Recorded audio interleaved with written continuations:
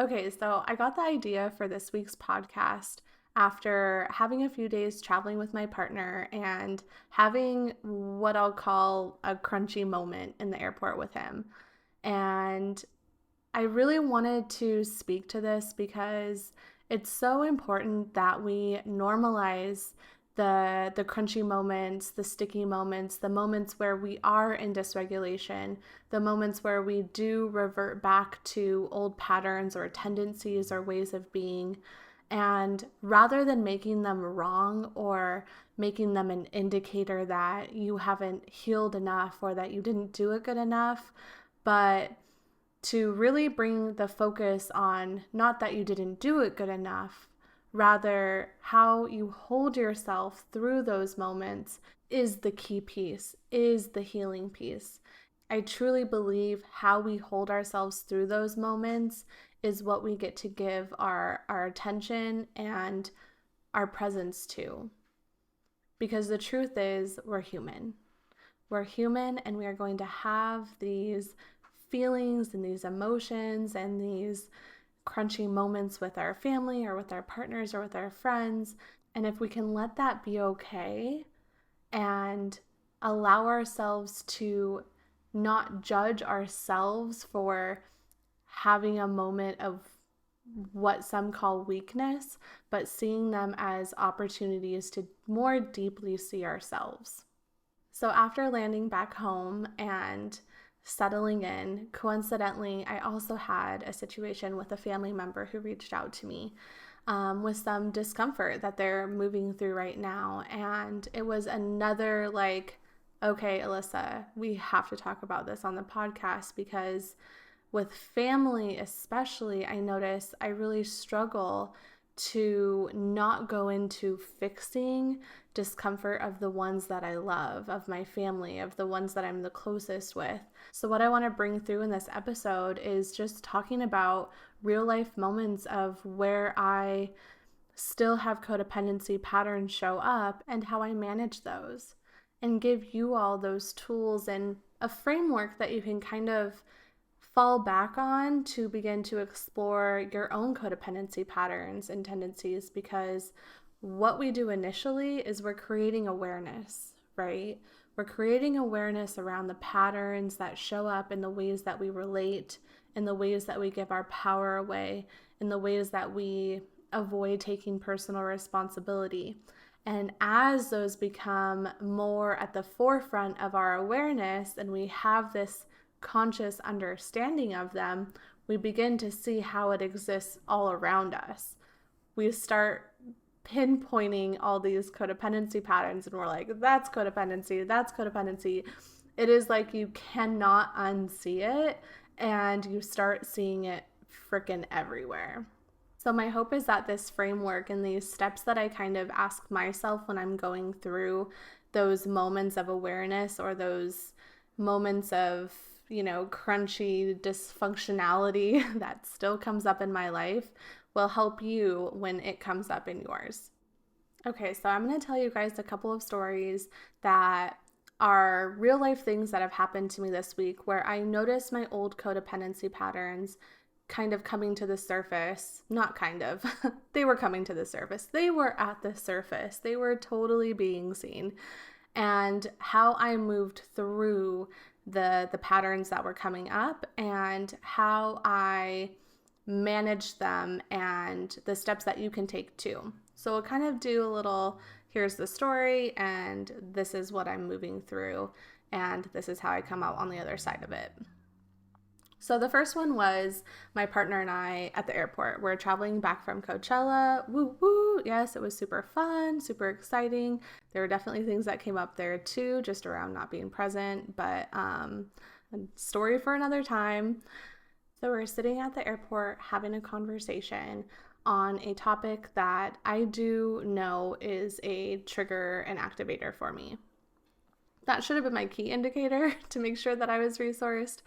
But alas, I didn't do that because, again, human and going to have these moments where I'm not consciously aware or I'm not thinking about these things. And the trigger activator conversation is always around money for me. Not always, but a lot of times it's around money for me. And so we're having this discussion around money, and I notice that I'm getting activated. I notice that I start defending myself. And I notice that I start wanting him to validate that I'm making good choices, that I've done the right thing, that things are good, that I am good. And my partner is really, really great at not don't want to say not validating me, but like not just giving into my like graspingness. Like he was definitely holding space and like looking at me and saying I hear you. But I just kept like getting worse and worse and worse. So the first thing that I move through when this is happening is to recognize. So this is the first step. Recognize what is going on. Use your indicators. So at a certain point, I had that moment of recognition. I am defending myself, and defending myself is a key indicator that like I am dysregulated because I want to be validated. I want to be understood. I want to feel better. So I had to ask myself, what is the felt sense of this? Actually just trying to tune into my body and ask myself, how does this feel? And that wasn't accessible to me in the moment. Like I was just fiery and I wasn't able to actually tune into my body, but I was able to tune into my mind, right? Because my mind has a story that it's telling. And so in the moment, I was able to hear the stories. The story is, I want to know that I'm doing a good job. I want to know that I'm doing the right thing. I want to know that I'm not making mistakes. And so in that recognition, I'm able to hear the story and recognize that I am now trying to receive that validation from my partner. And so after that recognition happened, where I realized that I was defending myself, and I love this quote by Byron Katie. She says, defense is the first act of war. And so I always kind of lean into asking myself, am I defending myself right now? And do I really want to choose war, or can I choose peace in this moment? And so after I recognized the story, and even though I couldn't tap into the felt sense, I knew that I didn't feel good, right? Like I knew I didn't feel spacious. I knew I felt some level of contraction because of the grasping nature of me, like being like, well, I do this and then I did this, and what do you think about that? So that grasping nature was definitely felt, which led me into this second piece. So after you recognize or tap into just some of your key indicators, I went into the pause. So I took a moment to take a deep breath. Is this awkward when you're sitting across from your partner and you're just like, hold on, I need to take a deep breath? Yes. Yep. It's awkward because we're not taught how to do that. That is not like something people do socially yet. But this is what I needed in that moment, was just to take a pause. So in that pause, I asked myself, what do I need right now? And I needed space. Like I needed to take some space, some physical space away so that I could detach from the activation that was lit up in that moment. And so I just told him I'm going to go to the bathroom really quick. And of course he was like, yeah, for sure. So went to the bathroom, taking deep breaths and asking myself what's really going on here. And for me, what was really going on was just not wanting to feel like I was doing something wrong. I wanted to feel like I wasn't doing something bad. I didn't want to make mistakes. That like fear of failure and that fear of making mistakes. And the thing is I know when I'm regulated, when I feel safe within myself, I'm comfortable with failure. I am comfortable with making mistakes. I am comfortable with getting things wrong. And so taking this space allowed me to pause and to regulate and meet the part of myself that was coming up in that moment. The part of myself that says you can't fail. The part of myself that says you can't make mistakes. that mistakes and failure equal the worst, like death for me. It's like this part of me thinks that it needs to protect me from that at all costs. And so, in that bathroom stall in the middle of the airport, just breathing and telling that part of myself, like, I see you. I see you, the part of me that doesn't want to make mistakes, the part of me that doesn't want to fail, the part of me that doesn't want to get it wrong. I see you. I see you. And it's okay that you're afraid. And it's okay that you're scared. And I know you're trying to protect me, but I've got this. I've got this. And you don't have to come in and protect me. That is literally all that part of us needs to hear almost 9 times out of 10. I want to say 10 times out of 10, but hey, who knows? It just needs to be seen. Not made wrong, not made bad, but just seen. Yeah, you want to come in and protect me. Yeah, you have a lot to say. You are super activated. You don't feel safe around this conversation. I get it. Like having that third piece of reflecting is also so important. So we've recognized that first piece, right? Using our indicators, whether it's what our body is physically doing or the stories that our mind is telling. And then second, we go into that pause, taking that moment to just pause and reflect and meet the part of us by asking it, what do you need? What do you need right now? And taking that time to regulate and resource ourselves so that we can go into that third piece, which may not happen right away, or maybe it will. For me, I feel like it happens pretty quickly now, and it does just kind of go in sequence, but it didn't used to be that way. Sometimes I used to need a little bit more time.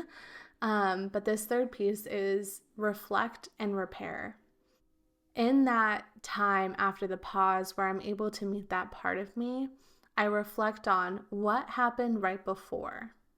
What happened right before I went into that activation or that trigger? And a lot of times for me, that right before, I mean, we're coming off of 3 days at Coachella, right? There's lack of sleep, there's dehydration, there's traveling. So, core basic needs maybe not met, right?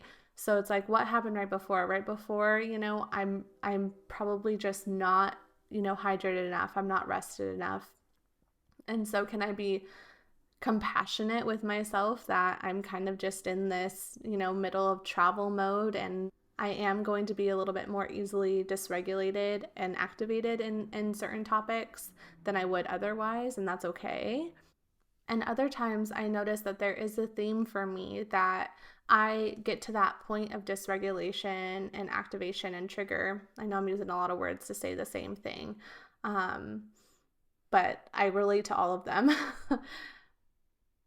Sometimes that comes in after I feel really good, which again also could be just a weekend of playing and bliss and fun and dancing and eating amazing food, like coming off of something that feels really, really good when my relationship is good and my life is good and my business is good and my clients are great. Like all of that goodness can sometimes spin me into a moment of dysregulation as well, because my body is like, this, there's too much good stuff. I have to find a problem. I have to find the chaos. I have to find war. And I know that about myself now. So a lot of times when I ask, what happened right before, it's me knowing, okay, there's a lot of good, and there's a lot of peace and there's a lot of joy around me. And I'm just growing my capacity to hold more.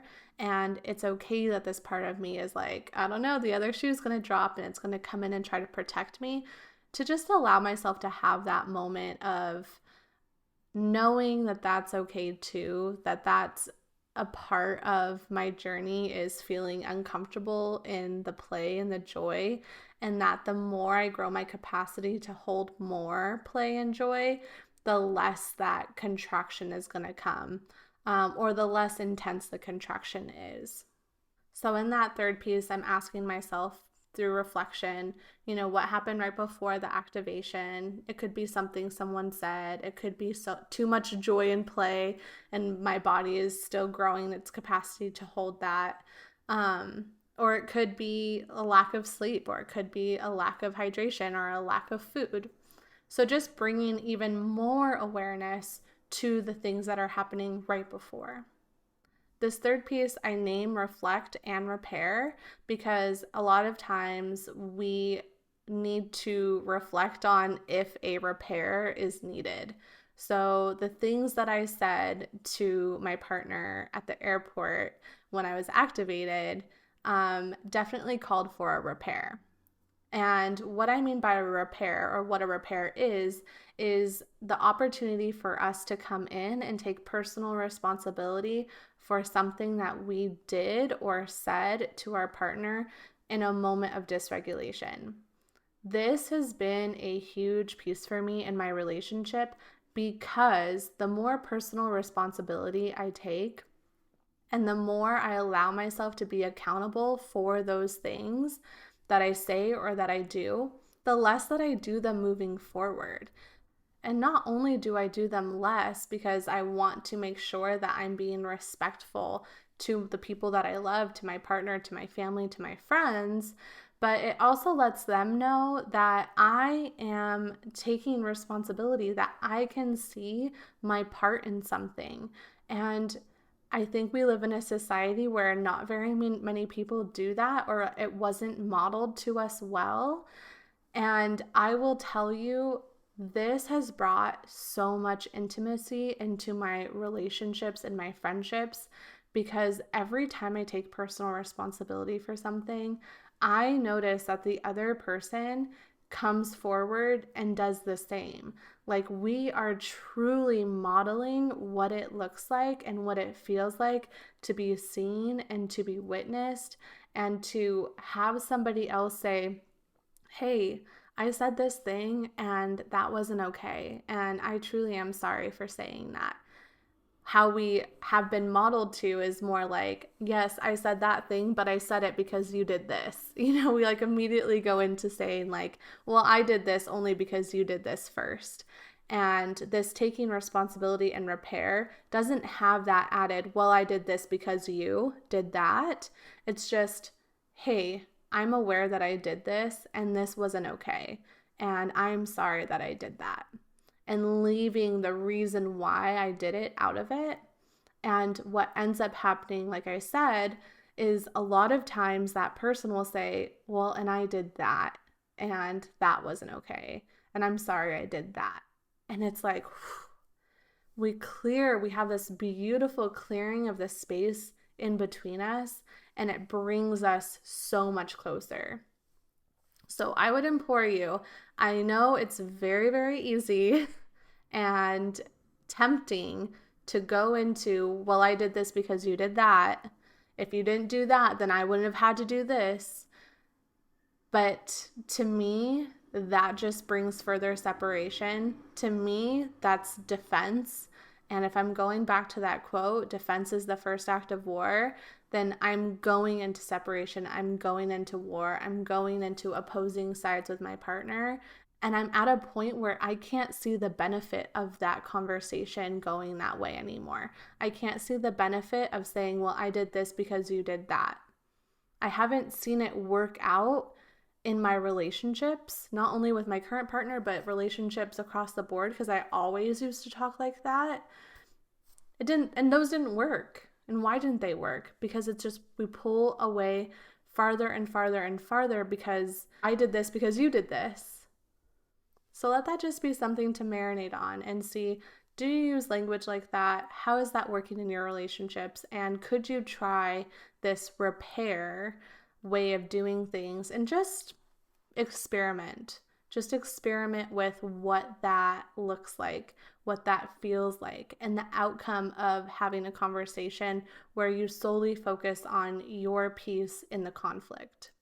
So I'm going to go ahead and go into another example. This one will be a little bit quicker, just so you can see this process again. So the other morning, I had a family member text me with some things that they're moving through and the discomfort of those things that they're moving through.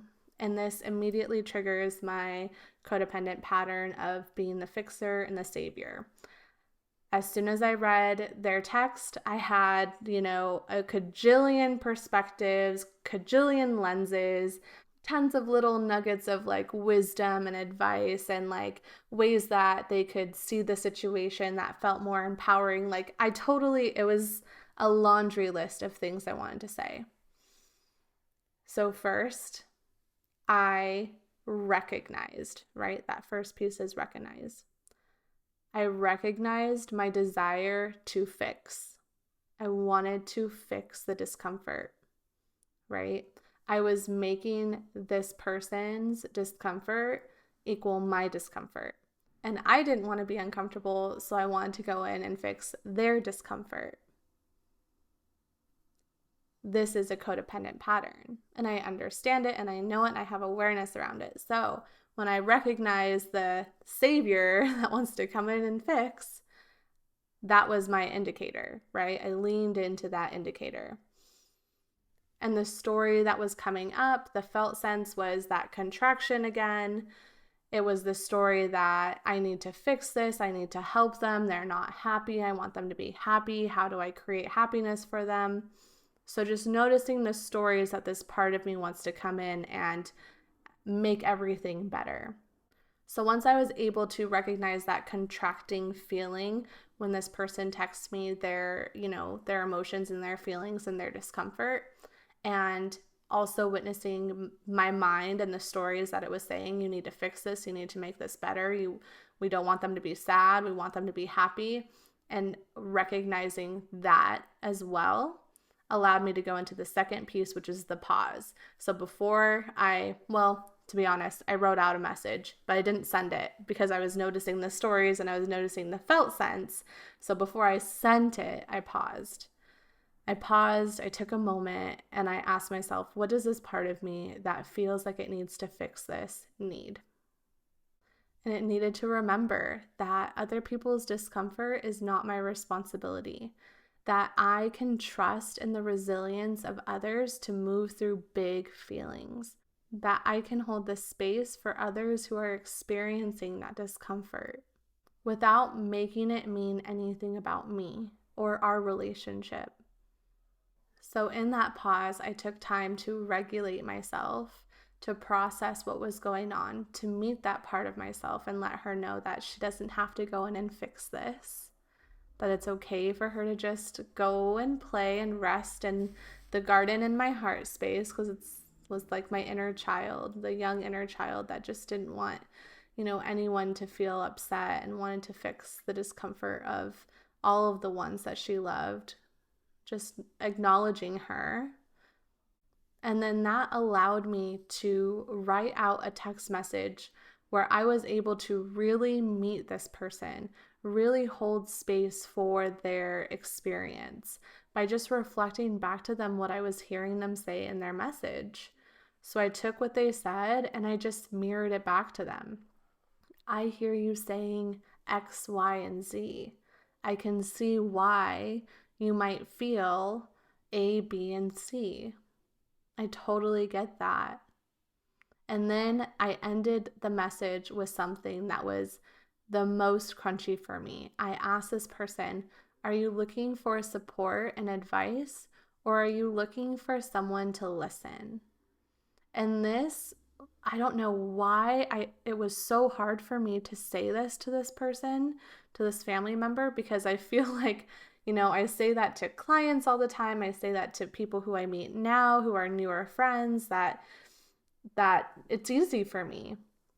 It's easy for me to say it to Justin, my partner.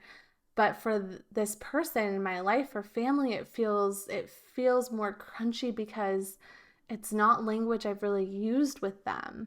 It's not something that I have said really. It feels awkward a little bit. And I really had to push through that feeling of awkwardness. And I did end the message with putting it back on this person to decide what do I need right now? Do I need someone just to listen? Do I need to just have a place to vent? Or am I really looking for support and advice? And if you don't do that in your relationships, like right now, or your romantic relationship or your friendships, like I highly recommend starting. It is a game changer. Whenever my partner is like talking about work or sharing about work, my, codependent pattern is, okay, I can fix this. I can fix this problem. I'm really freaking good at fixing things. And so instead, it's like, okay, instead of going into fixing, can I allow this person to tell me what they need without assuming that they need fixing, right? Without assuming that this is a problem that even needs fixing. So definitely encourage using that. Are you looking for support or advice? Or are you looking for a space to be seen and witnessed? And I know a lot of people talk about that. I can't quite remember where I first heard that, but implementing it into my relationships have been just so freaking helpful. And their response back was, yeah, I think I am looking for support and advice. And, I don't have the space right now, but when I do, I'll let you know. It's like perfect. I was able to hold the space for that time, and we can chat about it at another time. So then that goes into that third piece of reflect and repair. Had I gone into fixing it right away and, overriding their feelings and trying to just basically invalidate what they are going through by going into fixing it or saving them from it, then I might need to make that repair of, I'm sorry that I overstepped and I overrode your feelings. But I didn't do that because I was able to recognize and pause beforehand. So all I really needed to do was reflect on what happened right before I wanted to go into the fixing. And for me, this is someone who I love. This is someone really close to me. This is a family member. And just knowing that when the people closest to me are experiencing pain or discomfort or sadness, that it might, put me in that state of mind of needing to fix, and to make sure that I'm diligent in meeting myself in that discomfort rather than taking theirs on and making it my own. So I hoped me sharing some of these real life moments that happened, this week with you, and how I manage codependent patterns when they show up in my day-to-day life by using the tool and the framework of recognizing by using indicators like somatics and thoughts. How does it feel in our body? And what are the stories that I'm telling? And then the pause, taking that moment to pause and ask myself, what does this part of me that has this pattern or tendency need? And taking the time to regulate and meet that part of me so that I can move from a place of sovereignty and regulation. And then that third piece of reflecting and repairing if needed, by asking myself, what happened right before? And did I do or say something that warrants a repair, that is something that I need to or get to take personal responsibility and accountability for? So that's what I have for you today. I hope this was supportive. If you have moments that are coming up in your day-to-day life that you're wanting some support, reflections, or advice on, please don't hesitate to send them to me, whether that's through a DM, email, leaving it in a comment. I take those messages and make Q&A episodes here on the podcast, and I truly would love to hear from you. So until next time, bye.